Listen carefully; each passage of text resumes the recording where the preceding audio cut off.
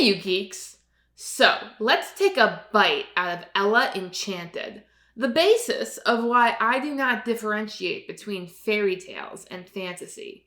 Ella Enchanted was one of the first fantasy books I picked up of my own volition, not because it was popular or required, but because it looked interesting. Though, as I return to it as a grown, if not mature, woman, it adds fodder to my working theory that fairy tales are indistinguishable from this so-called reality that everyone seems to believe in. A single ray of sunshine contains equal parts magic, waves, and particles. Back to Ella Enchanted. I found the tale of a merchant's daughter who ran away from boarding school to talk with elves and giants was, well, enchanting. And she became friends with a prince along the way. It was so original and provided an excellent escape from my mundane middle school existence. And yet, as the book wound down, things began to seem familiar.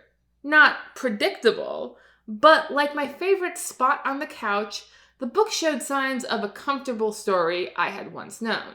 An evil stepmother, two sad blisters, bad sisters, her father's sudden departure, her reduction to servitude. Then, suddenly, the prince is giving a ball! The prince is giving a ball! To find a bride. I was reading Cinderella and hadn't even realized it. Now, I don't know if I didn't notice because my mother refused to let me watch typical Disney princess movies growing up. From age 4 to 7, my favorite Disney princess was Robin Hood.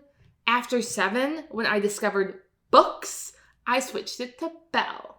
But Dominic Noble from Lost in Adaptation says that he had a similar experience reading Ella Enchanted as a grown man.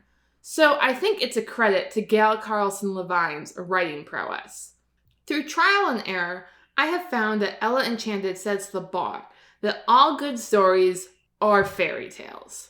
Even the realistic and grim ones. After all, many fairy tales are supposed to be grim. Only idiots like Disney sanitize their stories, removing the grit. I find that all true tales of human experience reflect the simple and soft magic system that rules Elfland, where we live. There's some good in this world, Mr. Frodo. And it's worth fighting for.